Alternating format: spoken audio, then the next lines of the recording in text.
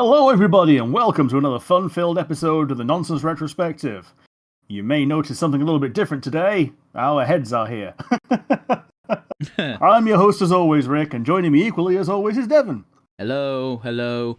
Don't forget to grab something sharp and pointy. We've got company, I hope.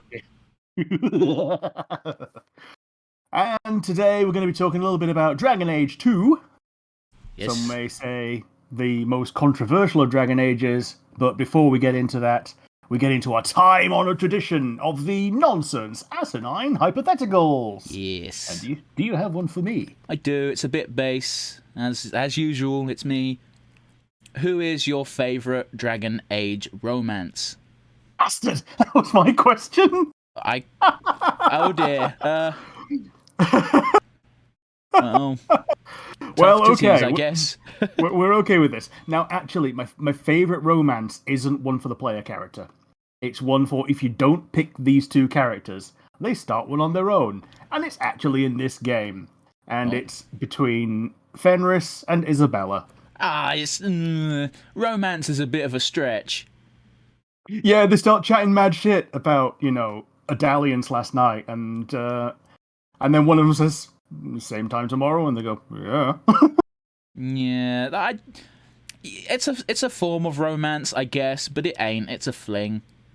Yeah, it's big friends with benefits. The other one that I like that's an NPC romance is between Varric and his ex-girlfriend who's now married, but they both still hold a real torch for each other. I didn't even realise she was married, truth be told. Oh, she's totally married. That's why they're not literally together right now. I thought that had nothing to do with it. I thought it was just because of Varric's standing that they couldn't actually be official. Possibly. Like, I never saw any explicit mentions of a husband, so I thought that they were always playful and bantery and always sort of wanted to move to the next level but didn't because, yeah, it's because of Varric's father or grandfather that they now have to be surface dwarves. And he can't marry an actual noble who's actually talented and actually has a caste. But she, as a parting gift, she makes him Bianca, who he treats with almost the same amount of care and affection. Dude, who is it? I think it's Isabella who actually takes the piss out of him and goes, "Oh, maybe Bianca will prefer a woman's touch." And Varric does a really good job of talking around it. And then Isabella just says something about, "Oh, but my fingers can get to places where yours could never dream of." And Varric just goes something along the lines of, "Stop, you're making me and Bianca very confused." Yeah. Not many people can shut Varric the fuck up, so it's a real feather in your cap. It's an actual talent, yeah. Uh-huh. And the worst thing is, this is something that he's retelling the fact that he got shut up as well. It's great. So he respects the zinger enough to put it into the no-holds-barred retelling. Jumping ahead a little bit, but Varric's actually very good at giving other people credit where credit's due.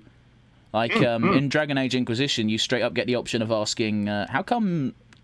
Oh, what's her fucking name? Bard. Leliana? Yeah, how come Leliana's our spy master and not you? And Varric just straight up says, well, to be honest, she's just better at it than I am. Yeah. Which is true as well. He's a good rogue. Yeah, he's a good rogue, but she's a better spy master. Absolutely. Well, Varric straight up says... Yeah, Varric straight up says he cares a little bit too much to actually take that role. Yeah, absolutely. It's a skill that you got to beat out of yourself if you want to be an arsehole for a professional role. Absolutely. Sending other people to their death. But yeah, my one for you is exactly the same question. Who is your favorite Dragon Age waifu / romance? Well, I'm going to split it into two because fuck it. Okay? Yeah. First and foremost, my favorite romance is actually Dorian and Iron Bull. Yeah.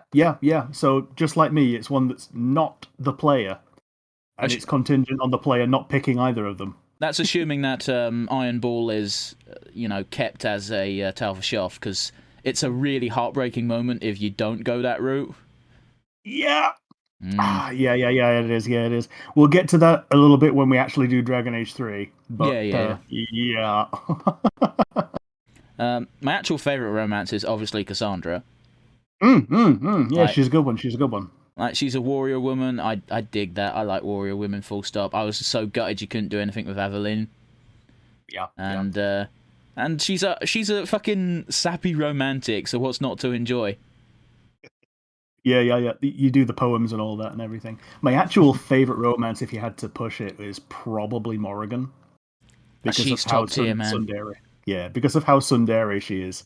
And, her outfit is basically pants and a piece of cloth. Her tsundere is a bit weird though, because it's not forced tsundere. It's she doesn't know how relationships work. Yeah. She don't know how humans be. Man,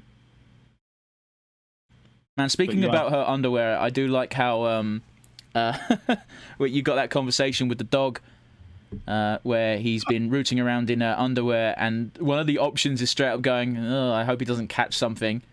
And Morrigan's oh boy. Something to that effect, and Morrigan's just like, "Yeah, fuck off." That's more a thing for your Dragon Age 2 dog, where you've got Isabella in the party, and he might well catch something. I don't think Isabella's been with animals.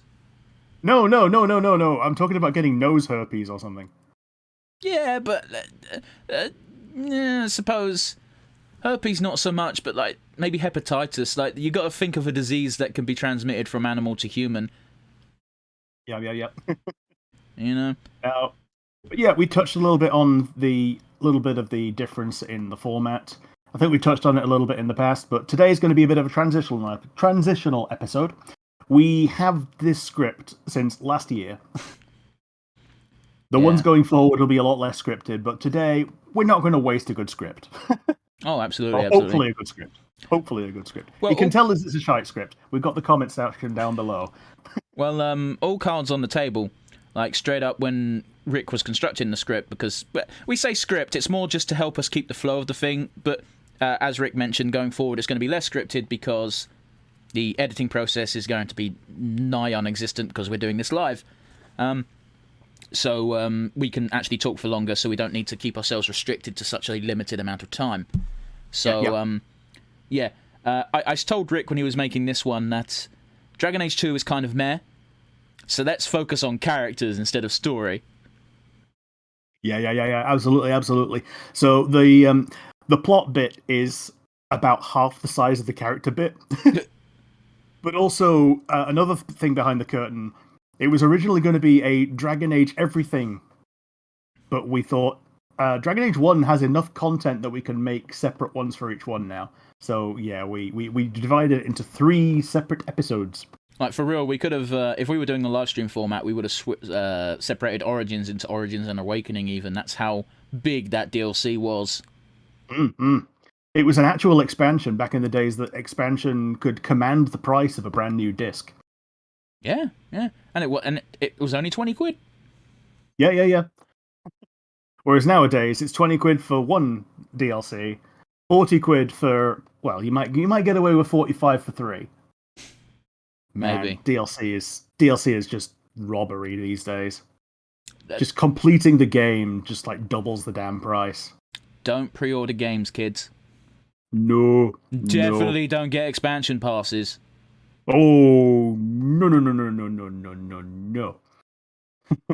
Man, speaking about DLC, Dragon Age 2's DLC was kind of eh. Even though one of them was the hook for Inquisition. Yeah. I've got 2 sentences on that, and one of them is one that I wrote today. Fuck this shit. Oh, by the way, friendly reminder, we are not PG. Oh, yeah. We say the fuck word now and again. Yes. But hopefully only when deserved or as punctuation. I cannot make this promise. Yep. But yeah, that's our opening segment done. So we get onto the main event, unless you had something else to say. No, I think I'm just chomping at the bit to talk about the game. Yeah. Dragon Age 2 is a divergent path, starting right at the start of Dragon Age 1 after you recruit Sten and Liliana, with a family from that village fleeing its destruction. Because Mass Effect was popular, you now play as Hawk, so people can talk to you and not just call you hey you. We're going to skim this a little bit like we did Awakening, because it's just Awakening, Just like Awakening, it's very few people. Fucking hell. It's very few people's favorite. It's not. So, yeah, like we said, we're going to skim the plot a bit. But I do think the switch from a completely made-up character to, hey, you are playing this specific character worked. I know they go back again on Inquisition, but hey, it's just like, here's title. Yeah, they kind of split the difference with Inquisition, where you've got a name, and it's your surname. Mm. So if they need to call you that, they will. But after like Act 2, they just call you Inquisitor. Yeah, because you gotta seem like proper bollocks. Yeah. But yeah, the game is framed as an interrogation between mostly reliable storyteller and professional novelist Varric, who is playable, and Seeker Cassandra, who is not yet playable, as she tries to find out if Hawke is guilty of the plot of the game.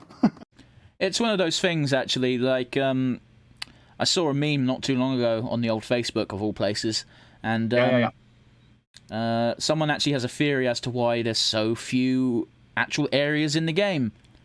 And that is, Varric is a lazy storyteller, and when he speaks to Cassandra, he goes, "We went to a cave to kill some dragons."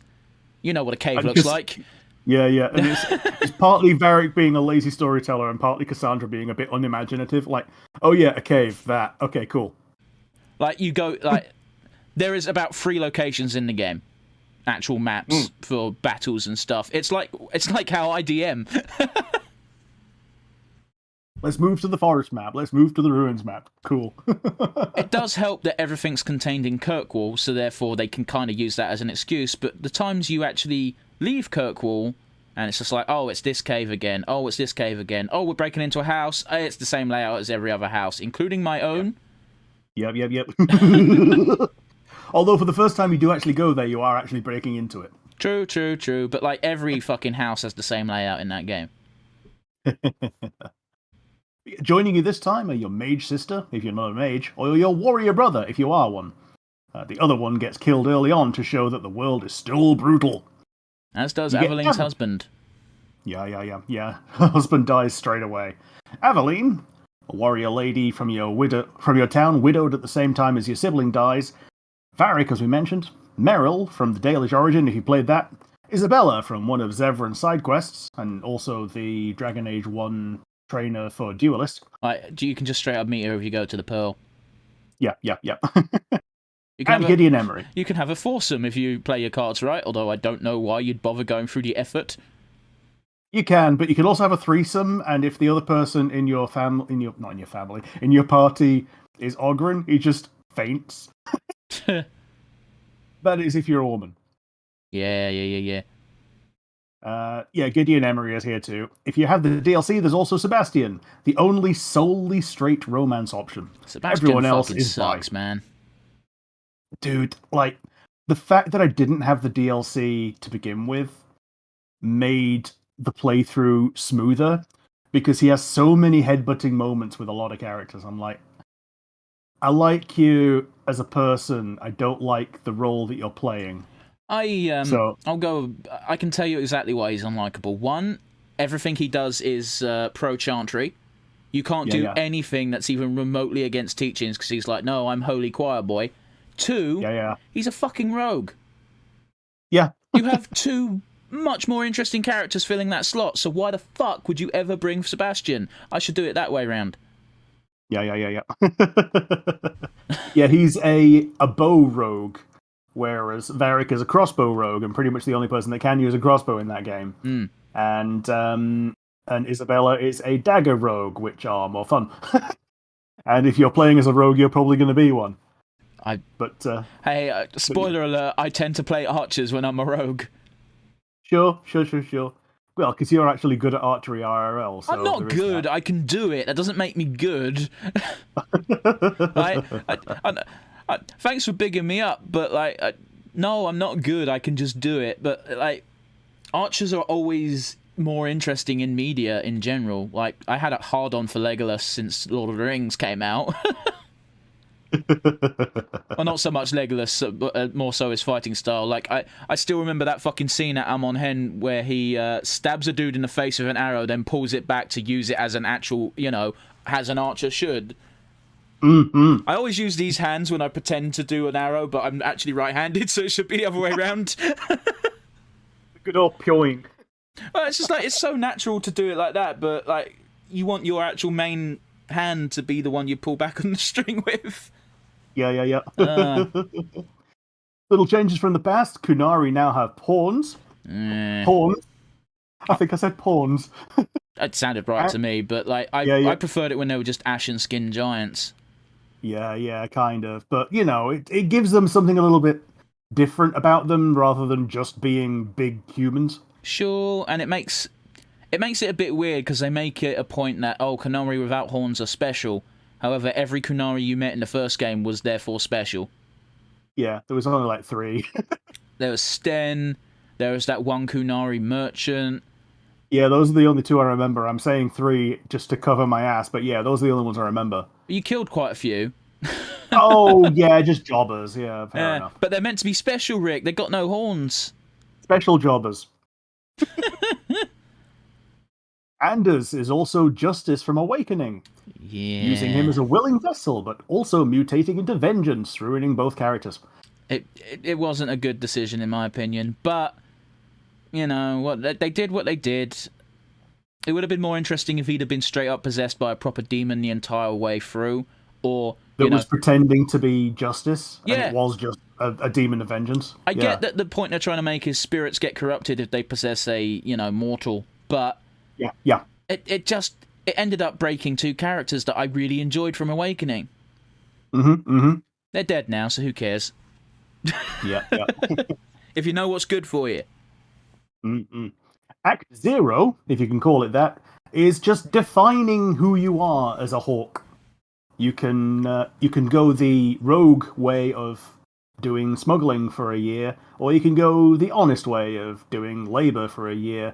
You can do some silly, altruistic, or aggressive comments to cement your general personality, and I think everyone picked silly because we've all played Mass Effect. Alright, couple things. The labour option you're thinking of isn't actually labour, it's mercenary work. Oh yeah, merc work, yeah. So it's not actually as honest as you think it is. Okay, it's more honest than literal piracy. True enough, and Avalene just comes along either way because she's like, I'm not having someone else pay my way for me, so you force her to do crime. Yep. The other thing is, I didn't actually go silly because, well, I went silly first time because it's funny, but you actually find out that if you go aggressive or pure, you get bonus dialogue options. Okay. Except, unlike with Mass Effect, they don't give you a meter to track it. Yeah. Like, it's okay to give the odd aggressive or pure response, even if you're silly, and the other way around as well. So, like, if you're one, you can respond the other at any point. It just gives you normal.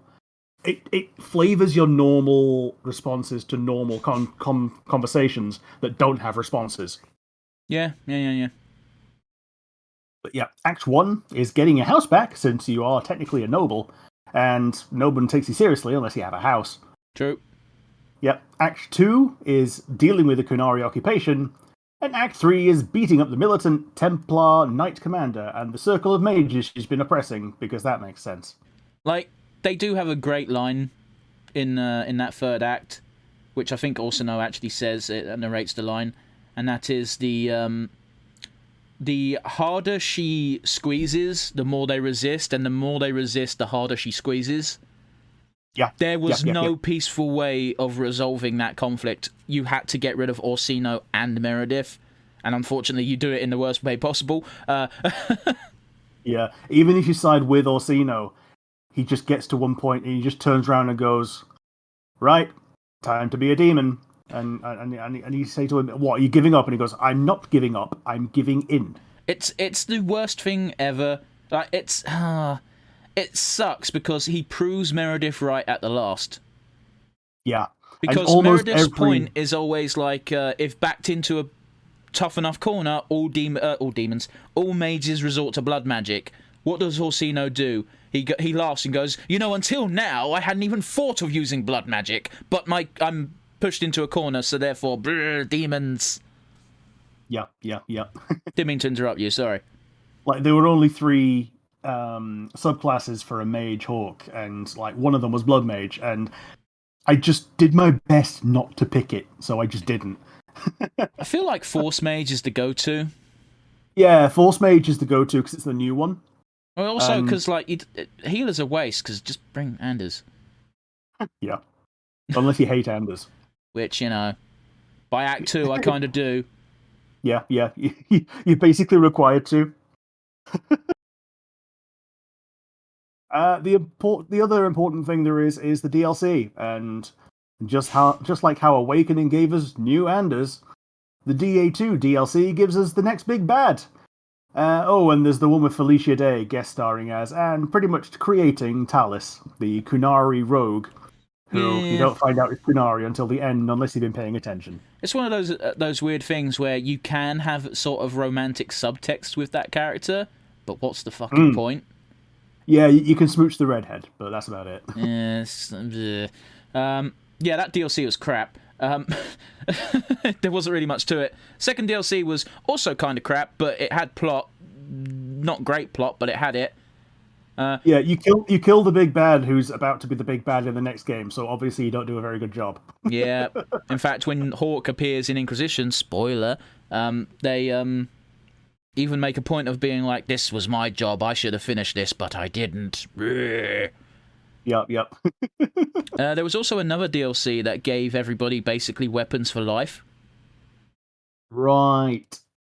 Yeah, you go when you arrive at Gamlen's house. There's 3 chests, one with weapons for each class, and the weapons get better the higher level the character wielding them is. So therefore, equip a character with this, and all the drops in the game now no longer matter. Yeah, all drops in from now on are just money. Yep. I do like how you can get a pair of twin axes for a rogue, because it's cool to have something that's not daggers. That is neat, actually.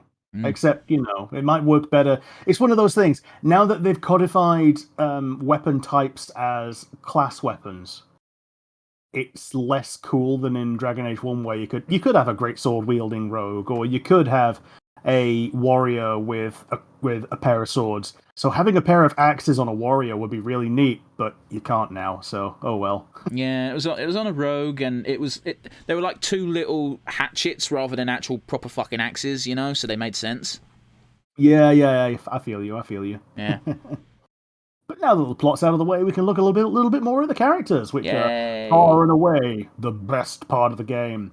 We brought them up earlier, but they deserve a little bit more love. They deserve a little bit more love. Yeah. So Hawk, unlike the Warden, deserves a spot in the character rundown. You choose the basic personality based on how many compassionate, aggressive, or silly responses you give in the early game. And like we said, most people pick a silly Hawk because they've seen Paragon and Renegade before. And like you said, you actually picked one of the extremes because, you've seen the silly one and you'd rather have something a little bit more concrete. I've got a quick question for you, Rick. Yeah? What was your first class? My first class was Mage, and that's the only one I completed the game with, because when I did a Rogue, I went aggressive, and it just made me not like the character. Well, it just made me not like the character. And because I didn't like the character, I struggled to just go through the same game again, partly because it's Dragon Age 2. I mean, I actually played Dragon Age 2 a lot. Yeah, fair enough.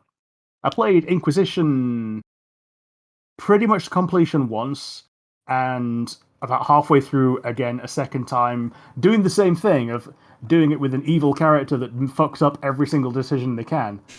But even that, I felt like that was a better experience than just Angry Hawk being a dick. I feel you.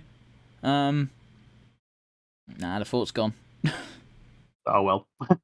But while most of the plot happens to Hawk, you do get to feel the progression of people's impression of him. Or him, her, or intersex, whatever you identify your Hawk as. Intersex is a real tough one to pull off. Yeah. Not least the respect of the Arashok that you can you can cultivate in Acts 1 and 2. Dealing with the Arishok, whether by killing him or sending him off with Isabella, grants you the title of Champion of Kirkwall, which, if you're a mage, is essentially the only thing keeping the Knight Commander from arresting you on the spot. As far as I'm aware, it might be impossible to be friendly with all party members, but having rivalry with some of them is just as narratively rewarding. It's actually not that difficult. Okay, fair enough. I mean, for the most part, just finishing X quest gives people fucking friendship, and if they're not in the party, you can't piss them off. So, yeah, I was a mage, so being friendly with Fenris was really fucking difficult. Like I don't get the. Like, I know there's such a thing as hate fucking, but I don't get the romanceable rivalries. You know? Yeah, I think it's listed on TV tropes as slap slap kiss. I'm not a fan. Avalene is the closest thing we've got to a straight paladin that we've had in terms of personality, though unlike Alistair or Cassandra, she doesn't actually have the magical powers to back it up.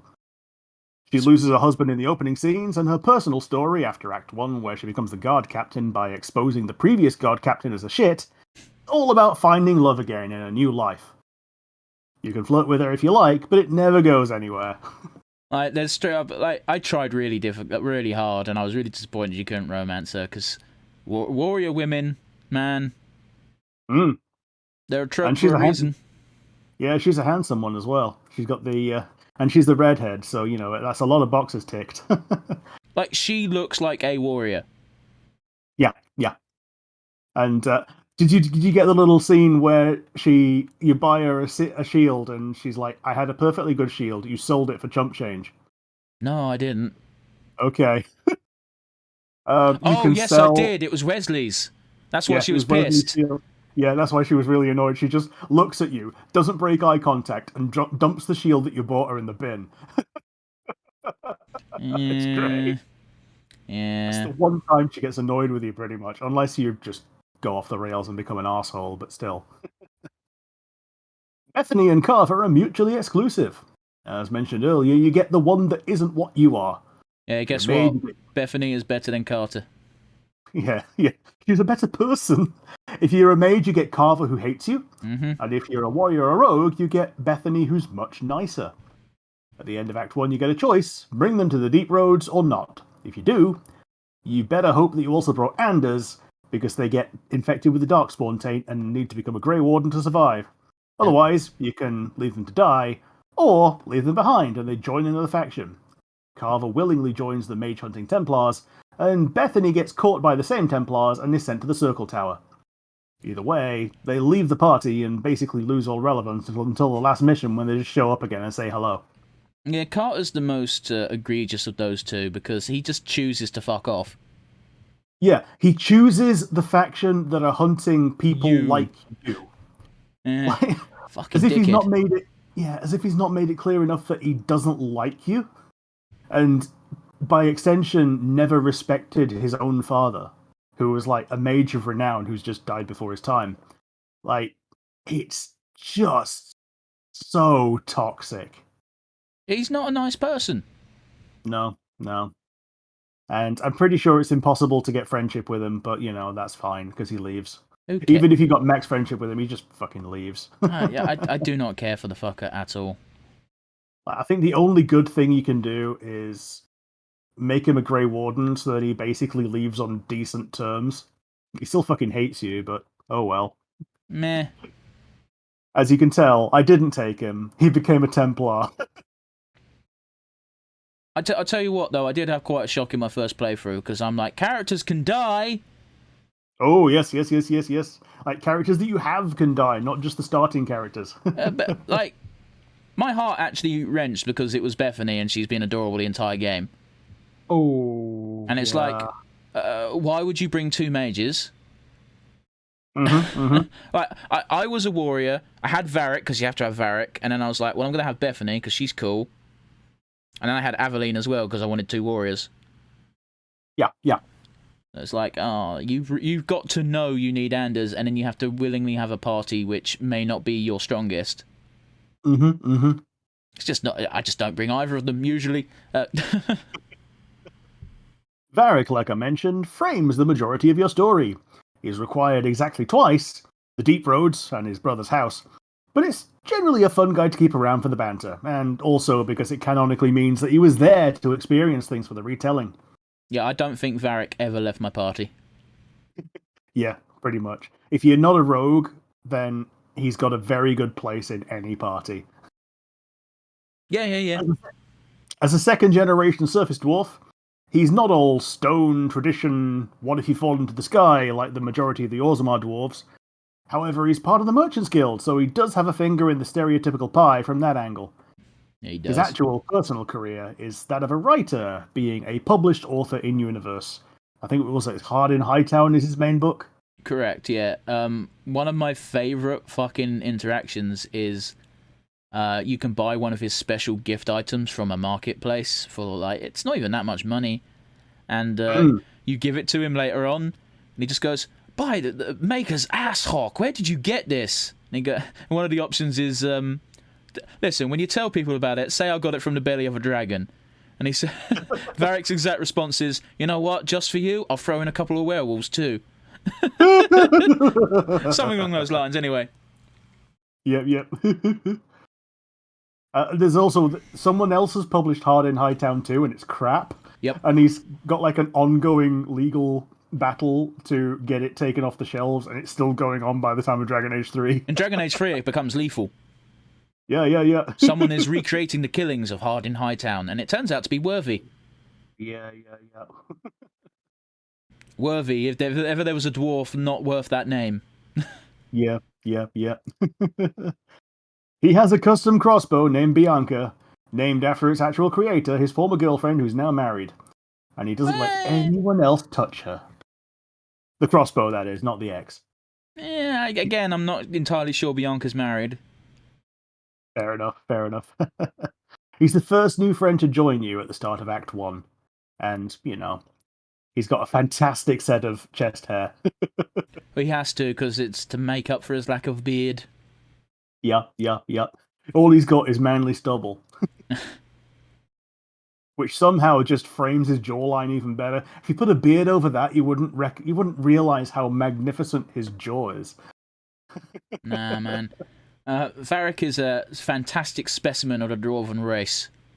Yeah, absolutely. Although, not by the standard of dwarves, because he lacks, again, chin hair.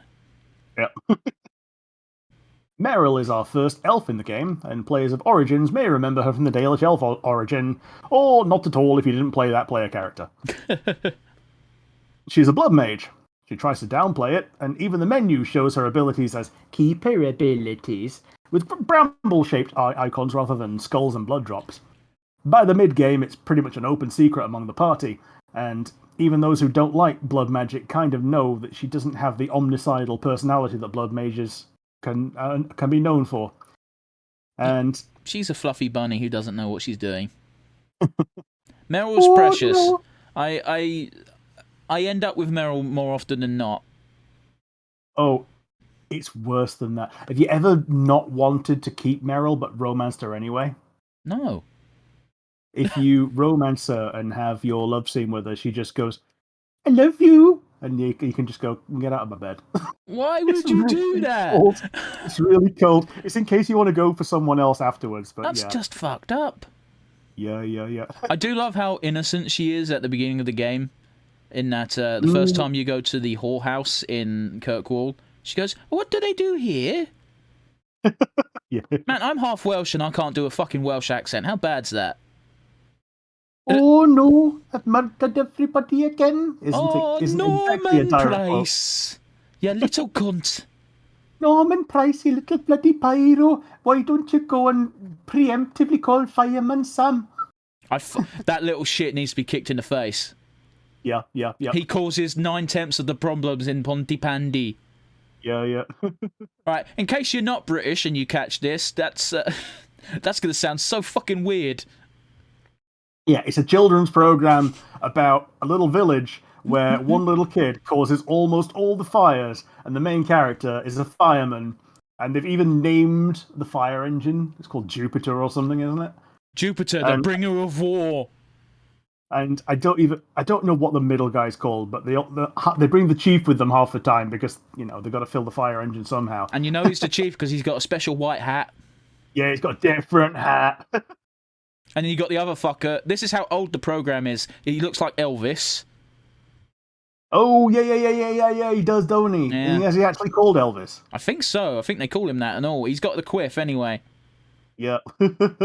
Even to this day, when they've gone into fucking 3D computer animation as opposed to traditional 2D shit. Meryl talk derailed by Fireman Sam. We're sorry, Meryl, but you're Welsh instead of Irish, so it was gonna be a blot up. Yeah. One of my favorite less than safe for work images of Meryl is just her in nothing but an overgrown t-shirt. So it covers everything. It's it's not nudie, but it's suggestive. It's like a summer dress with print. Yeah, and on it it's got a 4-leaf clover and it says Irish on the top, and she's looking at it with disgust and goes, "I'm not Irish, I'm Welsh." Where's the dragon? Oh jeez. It's the dragon age. Where's the dragon? Oh. She has an alluvion, which is a magic elven mirror that connects to the world between worlds. Showing that she didn't fucking learn between games. No. She's trying to repair it under the tutelage of what is clear to everyone else is a demon. Yep. And that's where the "oh no, I've murdered everybody again" quote pretty much comes from. It's not a direct quote, but everyone knows who you're talking about when you say it. Like, the keeper, bless her heart, ends up paying the price that Meryl should have. Yeah, absolutely. And that's not how you get character development, really. No, not really. But you can't have character development if you're dead. Yeah, she would have ended without it, so yeah. Yeah. Anders is your other mage. Before we go on to Anders, when you come out of that cave as well, the entire clan sees Meryl and they go, "Where's the keeper?" It's like, okay, don't get mad. They get mad. And if your hawk isn't diplomatic or at least somewhat skilled in just talking, that will end in you having to then massacre Meryl's village with Meryl in your party. Yep. Hence, oh no. Yeah. So we'll say it for a 5th time just for good measure. Oh no. Oh no counter. Meryl's precious. Also, her costume changes to a weird sort of like white, almost wedding gown type ensemble if you romance her. Okay, I've not seen that one. It's just a white fancy outfit. It looks like a wedding dress, so that's why I'm describing it as such, but it's not, Is she still barefoot apart from a strap? I think she is actually still barefoot. Yeah. I do like how if you pick... Oh, go on, sorry. I think there's a joke early on that why don't we give that girl a bowl of yarn because she always fucking gets lost in the same town. Yeah. You live there for 3 years, she still gets lost. I think Varric actually has given her one and goes, "Where's that ball of twine I gave you?" And it's like, "Oh, I left it at home." She knows exactly how deep the harbour is because she's fallen in it more than once. Fucking poor little thing. Oh, also another early on one when you're doing some subterfuge shit. You can try to go into a warehouse, and you can just lie and say, "Oh yeah, we're the inspectors," and the guy falls for it. But as you say that, Meryl just goes, "Oh, are we lying then?" and your character just goes, "Oh, for fuck's sake!"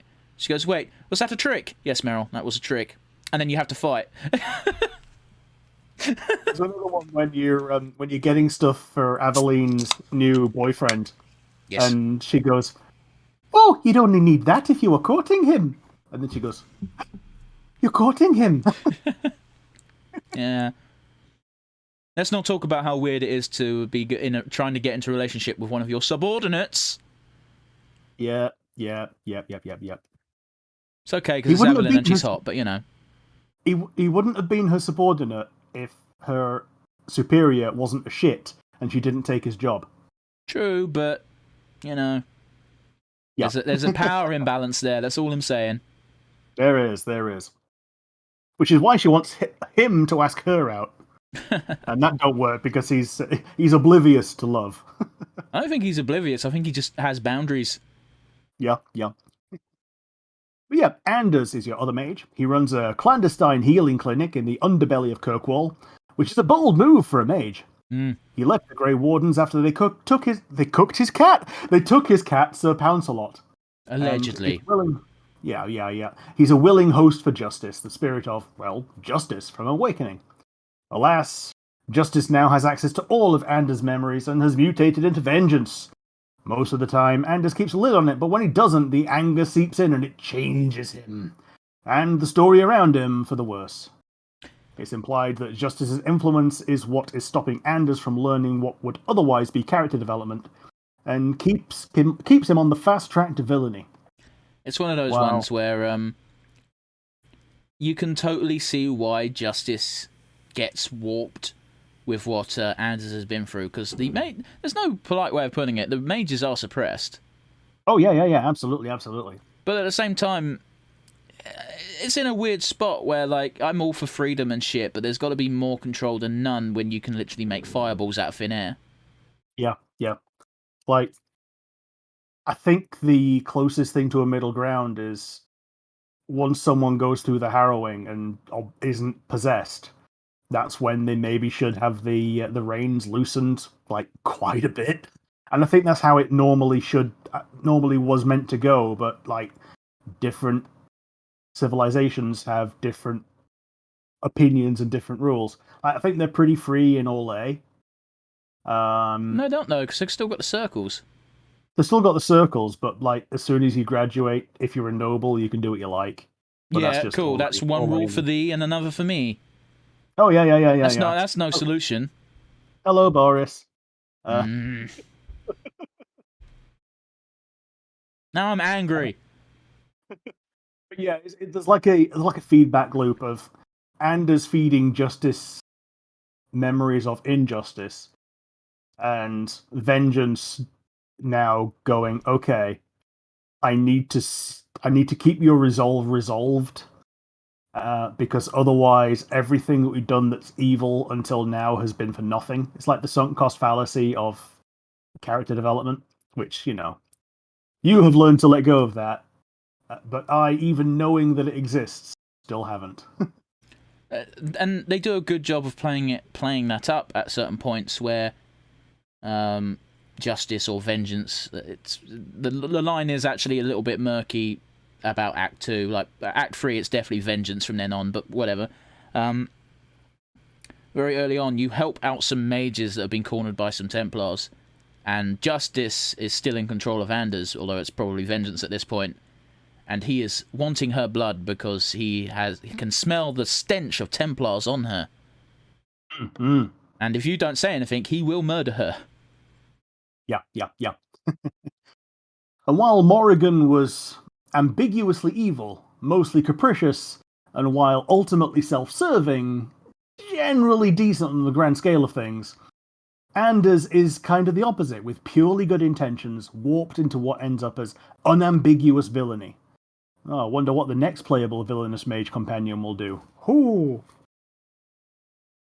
Now, Isabella is a gender-flipped Jack Sparrow. She's vastly upgraded aesthetically since Dragon Age 1, where she was just a normal NPC, although one you could have a threesome or foursome with.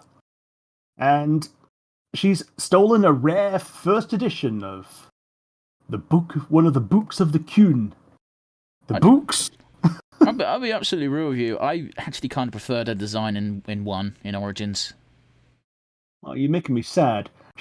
She had massive milk trucks in 2. I'm aware. I prefer ordinary-looking people, which is kind of the opposite of the MO for Dragon Age 2. Like, look at Fenris, for fuck's sake. Yeah.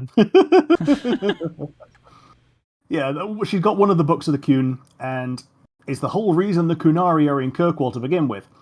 Despite being a pirate, she isn't keen on slavers, meaning there's a definite point on the morality scale where she falls.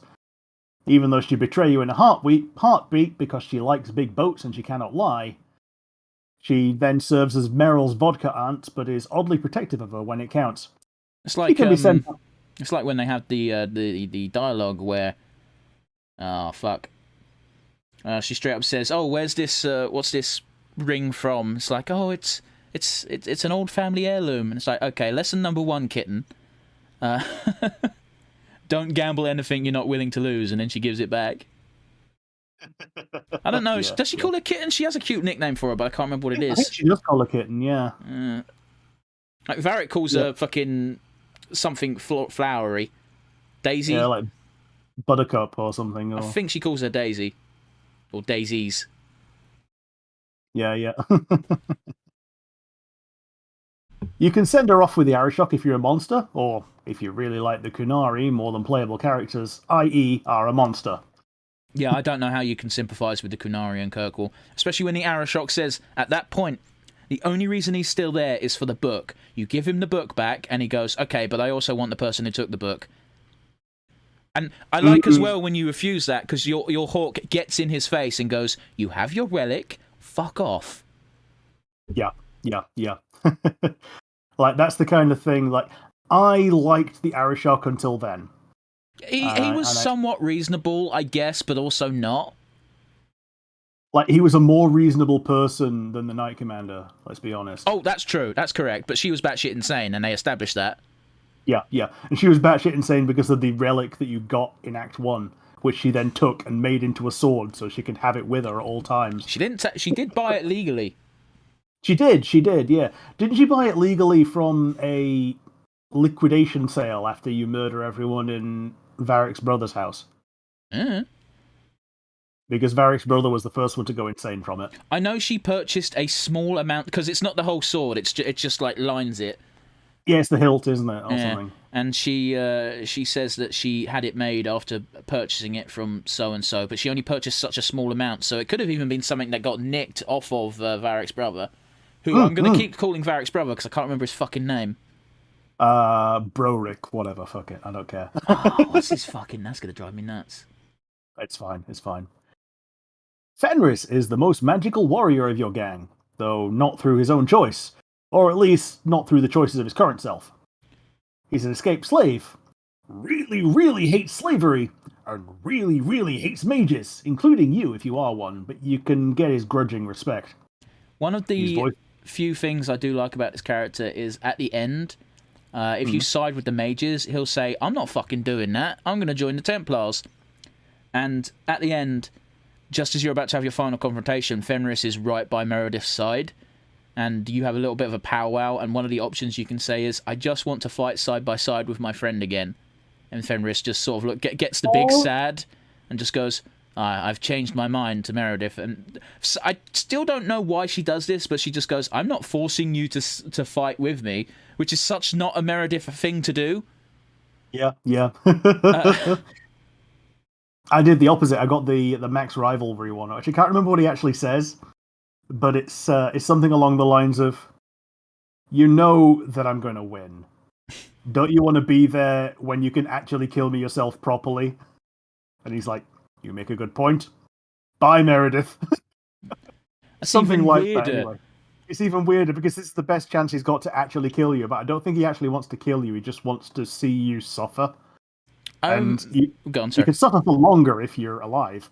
Yeah, true enough. I do remember there's one point where I've sided with the Templars sometimes because Colin makes a very valid argument. I've never fought with the Templars because of Meredith, because anyone can see she's fucking wrong. Colin convinces you sometimes, because Colin's in Kirkwall, by the way, in case you didn't know. Yeah. I think he's the only person that's in all 3 games. Could be. Yeah, because Morrigan doesn't turn up in 2. Leniano appears in all 3. Oh yeah, she appears in the Stinger, don't she? Yeah. You can also see her in 2 if you do certain actions. Okay. During the game, but yeah. What was I saying? Oh yeah, sometimes I side with the Templars, and there's a point where a group of mages surrender, and you can do war crimes if you want, but we don't. Oh boy. And I remember saying, okay, cool, you're now prisoners, and Meredith gets really pissy with you and goes, no, we're here to annul the circle, that means kill all of them, and Cullen's got your back, and like, I'm going to look after these people while you go on ahead. Anyway, you go on ahead, and because I was a fool, and I was like, I'll give you a second chance, Anders, because I don't think you were in full control, you can fuck off now. Expecting him to fuck off, and he comes out doing his fucking twirly shit with his staff, thinking he's Billy Big Bollocks. And he's fucking stands and he's like, I will not let you pass here and kill all these mages. And I'm like, Anders, buddy, I'm not going to... You know me. I'm not going to kill all the mages if they drop their weapons, because I'm not a piece of shit war criminal. And then he goes, I don't believe you. And I'm like, are we really doing this? Apparently so. And then he gets curb stomped because he's one dude. And it's like, I had no remorse for him at that point. I gave him so many chances to live. Yeah. Man, I didn't even know Anders was going to be the villain, and I romanced him, and it was such a mistake, because I was expecting like awakening Anders, and what I got with this. You got Jacob. Oh boy. Yeah. That's the only romance option I can think of in a BioWare game that is worse than Anders. Yeah, because he actively cheats on you and has a baby. Oh, Jesus. I feel really bad for anyone who romanced Jacob. I really do. Yeah. A little bit back to Fenris. He's voiced by Gideon Emery, who voiced Balthier in 12, and Devrim Kay in Destiny 2. And they're all the same voice when your normal voice is Smooth Liqueur. He also voices so many people in Skyrim. Yeah. They're mostly guards and bandits, but he voices them. Yep. Man, I remember when I played Destiny 2 for the first time, I freaked the fuck out. Because, alright, my name's not the most common... Yeah, my name's not the most common in the world, and while I was randomly on Earth, I got one of the ladies from Command just went, "Hey, Dev," and I went, "What the fuck?" Yeah. Like, no one says the fucking name Dev ever. No. As we touched on earlier, he hooks up with Isabella if you leave them to their own devices and don't romance either of them. You do eventually find his old slave master and kill him, or send him back with him if you're a monster, who reveals that before getting his lyrium tattoos, Fenris jumped through fire to get them to prove his loyalty. And the pain of the procedure is what erased his previous memories and personality, and is disgusted by the possibility that he used to be a loyal slave. I mean, alright, there's a few ways to look at this, because, it's ambiguously worded at best, and also we're getting it from the antagonist's point of view, and his goal is to enrage Fenris. So, what I actually think is what happened is, yes, he went through all these trials, but he was a slave. Yeah. So, yeah, he jumped through hoops, but that's because if he didn't jump through hoops, he would perish. Yeah. You know? Apparently, like, his entire family is back at home with that guy. Yeah. And, like, they were all competing for the role of top bitch slave, or bottom bitch slave, whatever you want to call it. It is implied that, this slave master did less than constitutional things to Fenris. Oh yeah, and if you're romancing Fenris, then the slave master goes, "Yeah, I see the appeal." It's not. Don't blame you. It's not pleasant, but these guys are villains for a reason. Like, they're not meant to be painted as good guys. Yeah. But yeah, what was it? Go on, sorry. What was it? You said of it in one of the criticisms for something else. That the main response is, "This is a villain." You're not supposed to like what they do. The things that they do are not good things. Oh, I've said it so many times. I know one time I said it. I didn't say it, but someone else said it. And it was like a 10-year-old girl as well, because even she could fucking see the difference. But like someone got annoyed at Portal 2 because GLaDOS kept mocking Shell for not having parents. Her parents gave her up, and she was adopted, and blah blah blah blah blah blah blah. And some parent went off on a tirade saying that, what if someone who's adopted sees this? And it's like, but they're being a cunt. Like, they're not having a legitimate point. They're doing it to try and get a rise out of Shell because they're tormenting her. Also, we don't actually know if that's true or not. She's just saying that because she can. Yeah. But yeah, like there was an interview with like I don't know why they had an interview with a 10-year-old or whatever, where she played the game and she went, "Yeah, she's just a nasty person. It don't matter." Yeah. Fenris does this one other cool little thing where he has a great sword. You can hold it in one hand, you just can't wield it in one hand, and he just holds it in one hand while he does his other cool thing, which is ripping someone's heart out of their chest. One of my favourite early game interactions that had Fenris be my go-to warrior, more or less, was when you're on the quest to find Fenris. Yeah. And you head to those slavers in the Underdark or the Undertown, wherever the fuck it's called. And one of the options you can just do is, sometimes in your dialogue wheel, you have an option that's just let party member do blank. And for that one, it's just like Fenris. It's like, what's Fenris going to do? And Hawk has this most badass moment where he just tilts his head a little bit and just goes, Fenris, make him talk. Fenris does that fucking shit, and it's great. And after he spills the beans as well, the guy that had it done to him is just like, can I go now? And Hawk's just like, what do you think? It's fucking great. I love killing slavers.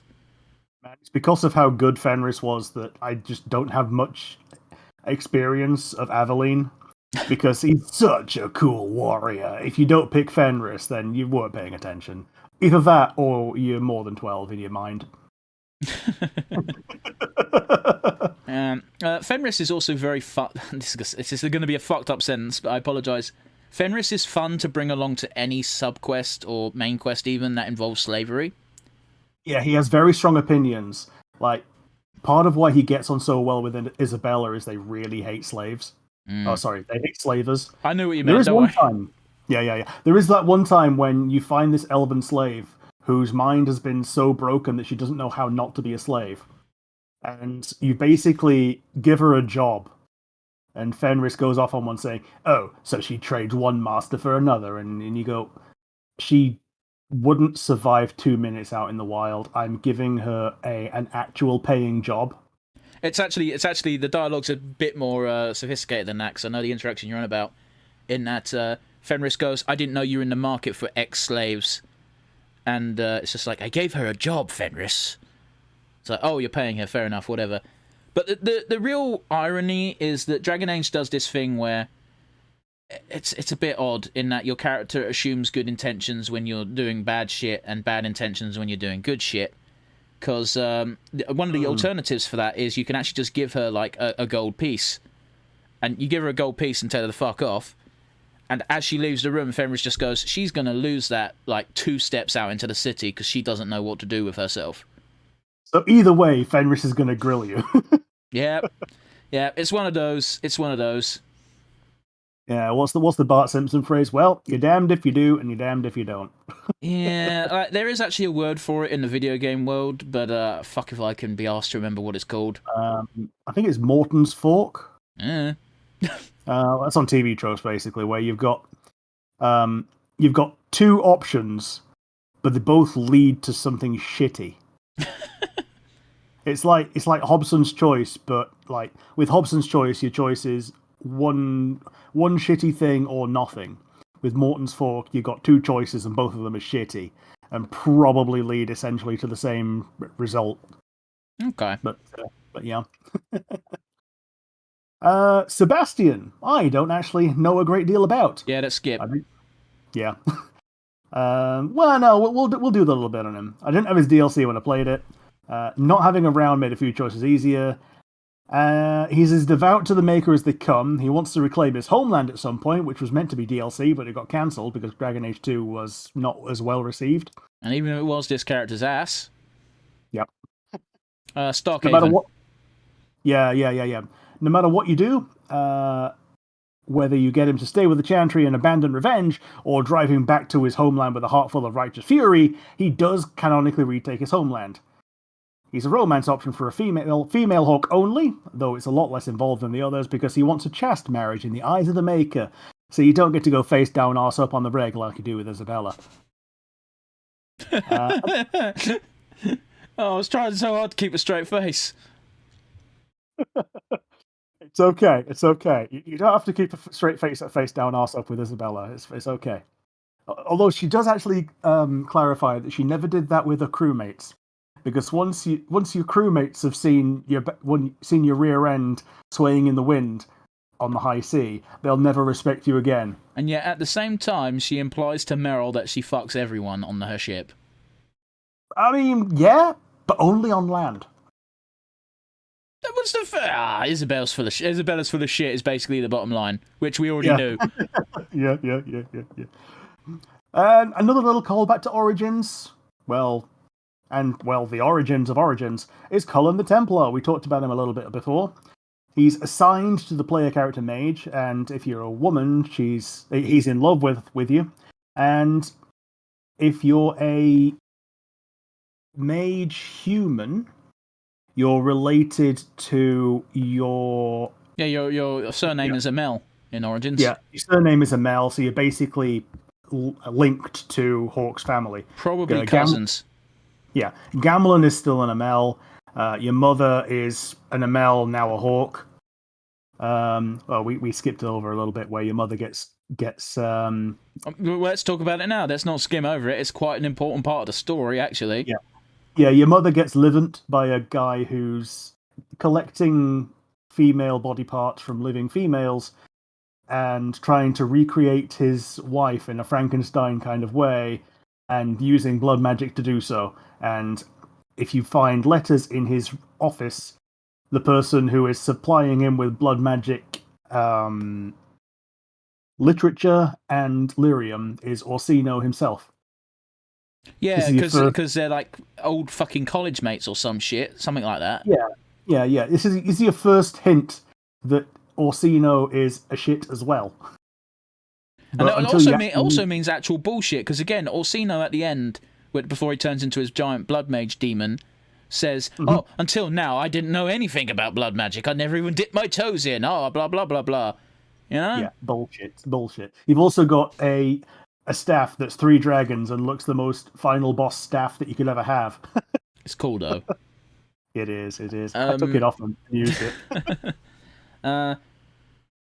Yeah, you know, you've got the false suspect before that you can let go. That ends up being that guy's pupil. Yeah. If you go to him when you're on the hunt for this guy, he will actually warp you straight to the actual villain's lair. And they have this conversation where they're talking about something and blah blah blah, and they offer something to Hawk while you just witnessed your dead mother, which is not a good idea to try and ally with this guy after you did that shit, but whatever. You have a brief little... He tries to convince you to do something. You have a dialogue wheel. There's 3 options. None of them are accept. But before you get a word out, if Varric's with you, he just puts a fucking bolt in the motherfucker and kills him. Yeah. And just goes, "You were going to do that, right?" It's the only time I've seen Varric be aggressive. Yeah. There is another one about that is after your mum's... Well, what you see is a Frankenstein with your mother's head. Yeah. It's still got enough of your mother in it to say goodbye, but, you know, she ain't making it through the next 20 minutes. Nope. You talk about what happened afterwards, and if you're a silly Hawk, you can say a silly thing, and your party members go, "Dude, what the fuck?" And I think your response to that is, "Sorry, it's a coping mechanism. I can't turn it off." Spider-Man. Yeah. So, you know, it actually gives a kind of sad clown interpretation of a silly Hawk, which I kind of dig because, you know, Hawk's seen a lot of shit and implies they've seen a lot of shit before the game even started. Even without that, the very first thing that happens is your sibling dies in front of you in a horrific manner. Oh, totally. Like, fuck Resley, who cares about that? But if you're a mage, it's even your favorite sibling. Yeah. But yeah, it's this is fucking this shit on Carver podcast. But yeah, Colin shows up in Dragon Age 2 as the reasonable Templar. Whenever Magi law enforcement needs to do the right thing, chances are Colin's the one doing it. Which is so weird, because when you leave Colin off in Dragon Age Origins, he's in a granted, he is going through some heavy fucking shit at the time, but he's very anti-mage at that point. Yeah. So you can only assume that he had like a sit-down interview with like Gregor, and Gregor helped him through some shit. Yeah, he has his character development between games, and even if you do annul the circle, it feels like that's what sparked him to go, maybe I've been a shit, maybe I can be a better Colin, maybe I can, you know, step up my game and actually be ready to be a to be a confidant in a couple of games' time. But yeah, he always survives no matter what, and he becomes your martial confidant in Dragon Age Inquisition. And I think that's pretty much it for the characters, unless you had anything else you thought you might want to add. Main characters have been spoken about. We've kind of spoken about romances. The 4 romance options, not counting Sebastian because they don't really count, are Isabella, Meryl, Anders, and Fenris. Fenris, yeah. They're all bisexual because BioWare can't be asked to fucking actually write romances for this game. Yeah, I actually preferred when they backtracked in Dragon Age 3. Yeah. So some people were bisexual, some people were uniquely heterosexual, some people were uniquely homosexual. Yeah, it works. It makes more sense, although it does mean I have to be a fucking play as a female in order to romance Sarah, which sucks. That's fine by me, but obviously I know you like to play as an avatar of like a fantasy version of someone that could be you. If I create a character in a video game, and I've definitely said this on the poddy before, but I'll say it again, it's always going to be, this is what I would look like in this world, which is usually a fairly accurate representation of me, except obviously a lot buffer, because, you know, I ain't exactly rippling of muscles. Also weird hair colours, because I can't be asked to dye my hair in real life. I think it looks a bit silly sometimes. Yeah, like in 14 you got your purple tips. I've got a purple tip in real life, Rick. Oh! I walked right into that one. Oh, that's even worse. Are you fucking... I didn't even fucking set that up. You just went for it for some reason. Oh. I'd rather purple than red. Well, yeah. I did have red highlights in 14 for a while, but it made me look too much like Shadow the Hedgehog. Yeah. Oh, boy. We're a classy, highbrow podcast. Yeah. Well, we're definitely a high forehead podcast because I think you've got the most hair out of both of us right now because I just look like an egg. Oh, you don't look like an egg. It's fine. If I move my... maybe don't. Also, sorry for anyone who's listening to the audio version who can't see what we're doing. Yep. I moved my headphones up to show exactly how much like a thumb I look. He doesn't look like a thumb. It's fine. Yeah, we've got beards. Thumbs don't have beards. And if your thumb has a beard, seek medical attention. Nah, we're good. But I think that's pretty much it. There's a few plot points that are kind of framed as side quests throughout the game. Like the mine.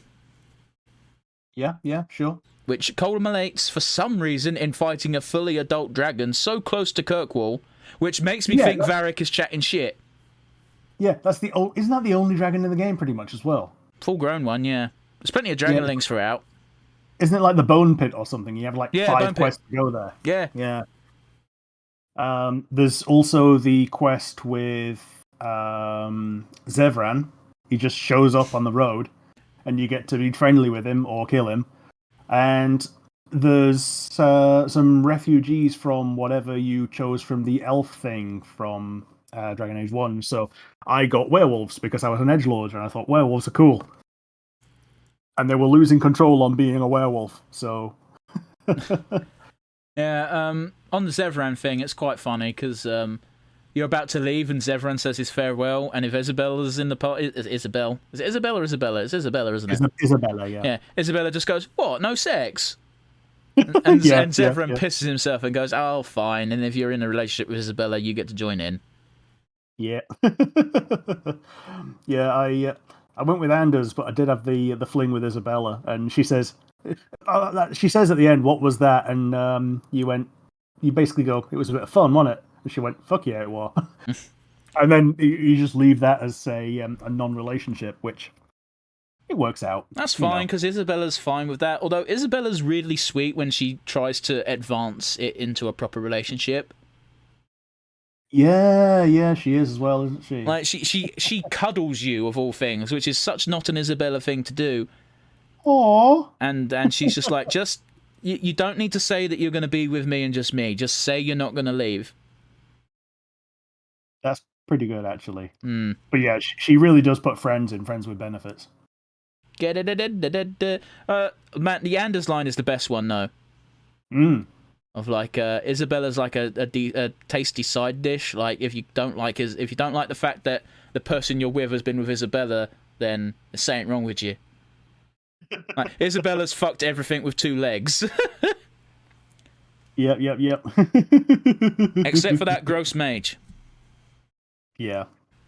It was actually kind of a mind-blowing moments where it was just like, wait, you have standards?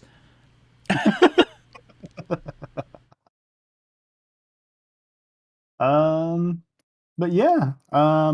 Do we need to? Do we want to talk about Meredith and Orsino any further than we already have, or? Well, okay, we can do it a little bit. Orsino, I think we've covered pretty much everything there is about him.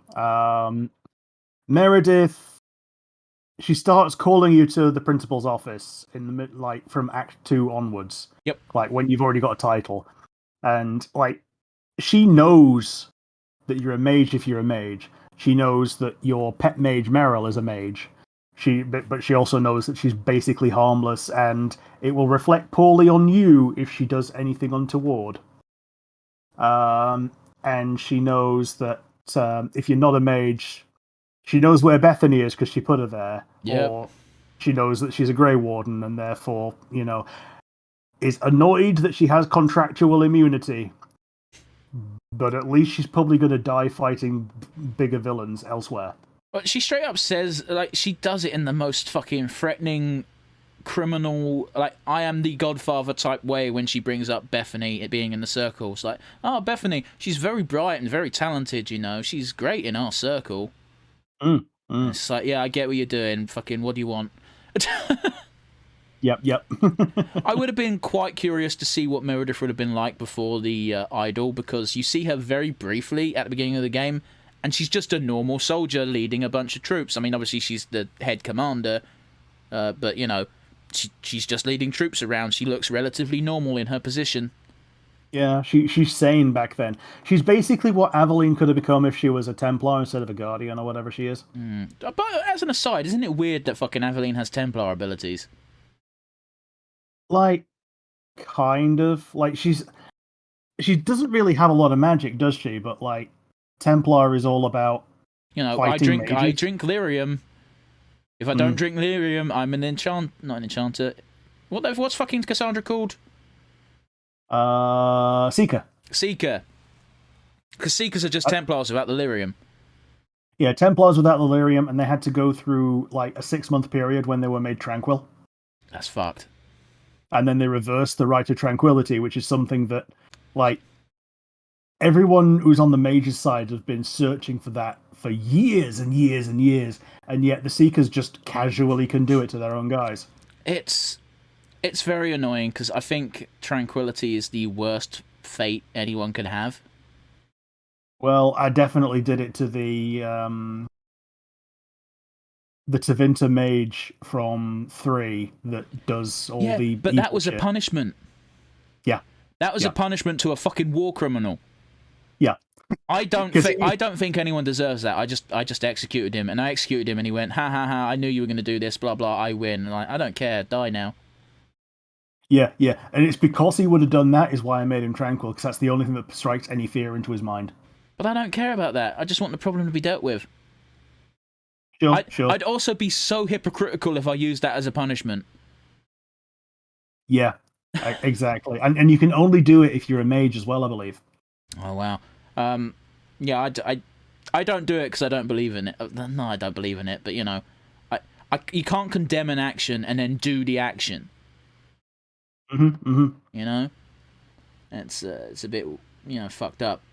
Like, there's a real fucked up part really early on in Origins where if you're a mage, you can talk to a student mage who is actually terrified of doing the, what's it called, harrowing? Yeah, he don't want to do the harrowing, he just wants to be made tranquil. Like, he'd rather not deal with being a mage. They don't even think about that until you suggest it, and they go, oh, maybe I can just ask to be made tranquil. And it's like, no!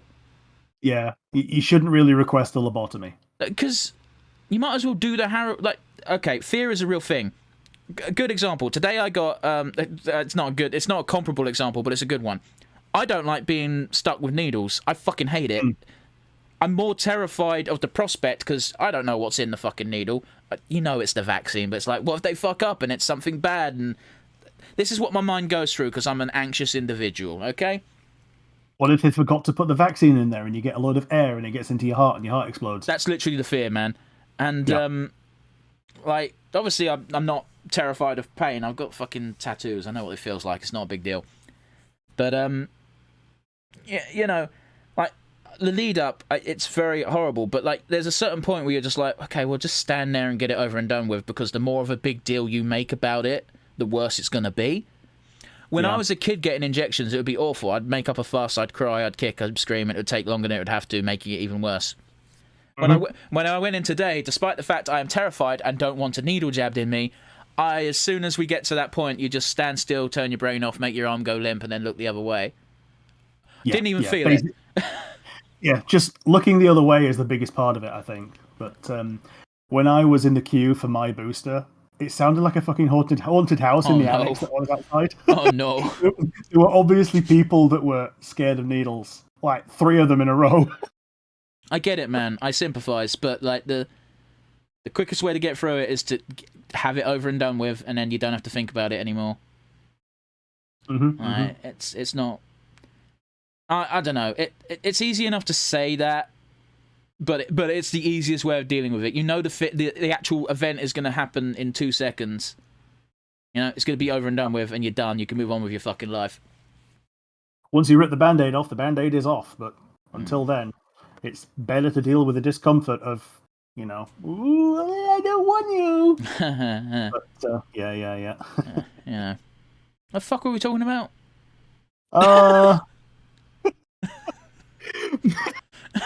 We're talking about tranquility and like, because Anders discovers this by accident as well, doesn't he? He gets one of his mates. Yes, yeah. Temporarily possessed by a spirit who just wants to leave. Yeah. And that possession is what makes him like reverse his tranquility, even if just for a moment. If you are in a relationship with Anders as a male, then this guy is implied to be, I don't know if it's implied or outright stated to have been Anders' first male dalliance. I'll be absolutely honest with you, Rick. Like, until Dragon Age 2 came out and everyone was bisexual, I just assumed Anders was gay. Like, because the relationship he had with this dude, it felt like a romantic one, so I'm just like, oh, Anders is gay. And it's like, oh no, he's bisexual. And it's like, okay, I guess. I don't think you could romance anyone in Awakening, could you? No. But like, you can get friendly with a few people, but that's about it. Like, Sigrun and Velena are both very tempting options because they're cute in very different ways. Yeah. But yeah, I think that's pretty much it for today. Wouldn't it technically be necrophilia if you did anything with Sigrun? Only because she's already had a funeral. She's technically dead. Legally, she's dead in Orzammar. She's legally dead in Orzammar by Orzammar traditions, but you know, it's the Legion of the Dead. Like, they have their funerals as they join, and that's part of joining. Fuck you, that's funny. Yeah. It's funny joke. I accept the joke and then proceed to explain why no. I know, by Orzammar standards, are they even allowed to do that? I don't think anyone could stop them. No. But then again, unlike elves, you can't get half dwarves in Dragon Age. Yeah, you said this before, which is weird. So, like, only dwarves can mate with dwarves for some reason, but with elves, if you have a human or an elf, you always get a human with a couple of elf traits, like Fenris. Or, you know, Alistair. Yeah, Alistair, yeah. Like, they might have a little bit more magical capacity, but, you know, they are just still humans. And then it's revealed later that humans and elves are literally the same species. I know what you're saying, but what you mean is they're not biologically compatible dwarves with anything else, because you could be a dwarf warden and fuck anything. Also, that also doesn't make a lot of sense, because you could be a dwarf warden and impregnate Morrigan. I didn't know you could do that. You can. Okay. So, what happens there? Yeah. apparently you prayed really hard to shoot real goo for once, and that's fucking All right, let's do the outro. I think we've been going for quite a bit. Before I get even more disgusting. This isn't the longest episode of Retro we're ever going to do, but it's Dragon Age 2. What the fuck do you want from us? Yeah, we had to pad it out with the character stuff, because the character stuff is the best part. So, if you have made it this far, as always, you are our favourite people. If you'd like to get in contact with us, there's the comment section in YouTube. There's the comment section in live chat if you were here, but it looks like nobody was. And you've always got, if you're listening to the VOD, no, if you're not the VOD, if you're listening to the audio version, you've got our email, which is nonsensereviewuk@gmail.com. Once again, that is nonsensereviewuk@gmail.com. Point your hands in the other direction. It looks okay on Discord. On Discord, it's wrong, because on OBS, you're just pointing at the other side of the screen. Pointing at the chat replay. Hello, chat replay. Very cool. But yes, we're eager to hear from... Oh, do you want to hear a fucking great one, Rick? Go ahead. We had a new email at our email address, but it was fucking spam. It was like, we're from so-and-so. Here's your code to claim your podcast. And I'm like, We have a podcast, dickhead. Apparently, I assume it's an affiliate of Anchor that's not quite Anchor. It's weird. Don't worry about it. Anyway, let's not get bogged down in shop talk. We're saying goodbye. Yep, so it's going to be goodbye from me. And it's going to be a jolly farewell from me. And we're